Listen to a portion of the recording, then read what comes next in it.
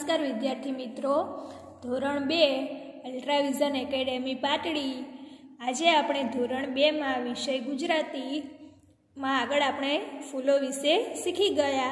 આજે આપણે વિવિધ રમતો વિશે શીખવાનું છે। તો અહીંયા તમને જે સ્વાપોથીમાં બતાવવામાં આવે તે તમારે જોવાનું છે, બરાબર છે।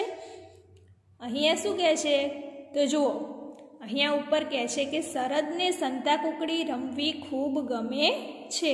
તેણે સંતાકુકડી વિશે લખ્યું છે, તે પ્રમાણે તમને ગમતી રમત વિશે ખાલી જગ્યા પૂરવાની છે। અહીંયા શરદે સંતાકુકડી વિશે લખ્યું છે, અહીંયા જે નીચે ખાલી જગ્યા આપી છે એમાં તમને જે રમત ગમે છે એના વિશે લખવાનું છે।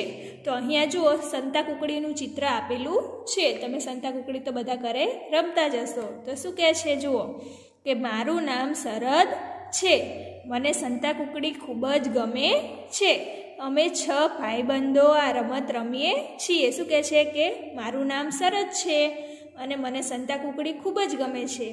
અને કેટલા ભાઈબંધો સંતાકુકડી રમે છે તો કે 6। સંતાકુકડીમાં શું કરવાનું હોય છે તો કે જેનો દાવ આવે તે બીજાને શોધે, બધાને શોધી કાઢે તો પહેલો શોધાયો હોય તે દાવ લે। આ રમત વિશે તો તમને ખબર જ હશે। જો બધા શોધી જાય તો જે સૌથી પહેલો શોધાયો હોય તેનો દાવ આવે છે, બરાબર છે। તો અહીંયા હવે આપણે તમને જે રમત ગમે છે એના વિશે લખવાનું છે। તો અહીંયા ચલો, મારું નામ ખાલી જગ્યા છે, તમને અહીંયા ખાલી જગ્યા આપેલી છે, તો અહીંયા તમારે તમારું નામ લખવાનું છે, બરાબર છે।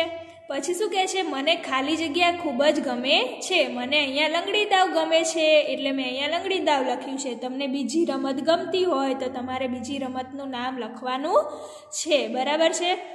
અમે ખાલી જગ્યા ભાઈબંધો આ રમત રમીએ છીએ, તો કેટલા ભાઈબંધો રમીએ છીએ? અમે 5 રમીએ છીએ એટલે મેં અહીંયા 5 લખ્યા છે। તો તમે અહીંયા જેટલા ભાઈબંધો રમતા હોય એટલા ભાઈબંધોના નામ તમારે અહીંયા લખવાના છે। ચલો, લંગડી દાવમાં શું કરવાનું હોય છે તો કે જેનો દાવ આવે તે લંગડી લઈને બીજાને અડવા જવાનું હોય છે। જેનો દાવ આવે તે લંગડી લઈને બીજાને અડવા જાય છે, અને જે આઉટ થાય તે પછી એના પર દાવ આવે છે, બરાબર છે। ત્યાર પછી હવે આગળ શું કહે છે કે જુઓ, નીચે આપેલી રમતની સૂચનાઓને યોગ્ય ચિત્ર સાથે આપણે જોડવાનું છે। અહીંયા જુઓ, ચિત્ર આપેલા છે અને અહીંયા લખીને આપ્યું છે, યોગ્ય ચિત્ર સાથે આપણે આ સૂચનાઓને જોડવાની છે। ચલો, અહીંયા શું કહે છે, પહેલાં જુઓ, મિત્રના ખભે હાથ મૂકીને દોડો। તો મિત્રના ખભે હાથ મૂકીને દોડો એવું ચિત્ર ક્યાં છે તો કે આ ચિત્રમાં તે તેના મિત્રના ખભે હાથ મૂકીને દોડે છે। તો આ બંનેને આપણે અહીંયા જોડવાનું છે, બરાબર છે। ત્યાર પછી શું કહે છે કે હાથ હલાવ્યા વગર દોડો।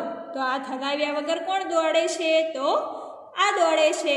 તો આપણે એને આ બીજા નંબરની સૂચના સાથે આપણે જોડવાનું છે, બરાબર છે। ત્યાર પછી શું કહે છે કે દેડકાની જેમ દોડો। તો દેડકાની જેમ કોણ દોડે છે તો આ દોડે છે। તો આપણે એને અહીંયા આ ચિત્ર સાથે જોડીશું, બરાબર છે। ત્યાર પછી શું કહે છે, લંગડી લઈને દોડો। તો આ છોકરી લંગડી લઈને દોડે છે ને, તો આપણે એને આ સૂચના સાથે જોડીશું। તો હા, તમને હવે આવડે છે, બરાબર છે। ત્યાર પછી શું કહે છે કે ચિત્રમાં દર્શાવેલ ક્રમ તેને લાગુ પડતી સૂચનામાં લખો। અહીંયા ચિત્ર આપેલા છે, અહીંયા સૂચના આપેલી છે। ચિત્રમાં જે ક્રમ આપેલા છે એ લાગુ પડતી સૂચના સાથે આપણે જોડવાના છે। અહીંયા શું કહે છે, પગમાં કોથળો પહેરીને દોડો। તો કયા નંબરની સૂચનામાં પગમાં કોથળો પહેરીને દોડે છે તો આ પગમાં કોથળો પહેરીને દોડે છે ને, તો અહીંયા કેટલા લખેલા છે? 2 લખેલા છે। તો આપણે આ બોક્સમાં શું લખીશું? 2, બરાબર છે। પછી શું કહે છે, મોંમાં ચમચીમાં લીંબુ રાખી લીંબુ સાથે દોડો। તો એવું કયા ચિત્રમાં કરે છે તો આ ચિત્રમાં। અહીંયા કયો ક્રમ આપેલો છે? 4। તો અહીંયા આપણે શું કરીશું? 4 લખીશું, બરાબર છે। ત્યાર પછી શું કહે છે, ઉલટા પગે લાંબી ફાળ ભરી 1 હાથ અને 2 પગે દોડો, બરાબર છે। લાંબી ફાળ ભરવાની છે અને પછી શું કરવાનું છે? દોડવાનું છે। તો અહીંયા જુઓ, અહીંયા એવું કરે છે તો આપણે અહીંયા 1 નંબર આપીશું, ત્યાર પછી શું કહે છે કે 2 મિત્રોના પાસેના પગ બાંધીને દોડો. તો અહીંયા 2 પગ બાંધી દીધેલા છે. કયા નંબરનું છે? 3 નંબરનું. તો અહીંયા આપણે 3 નંબર લખીશું. બરાબર છે.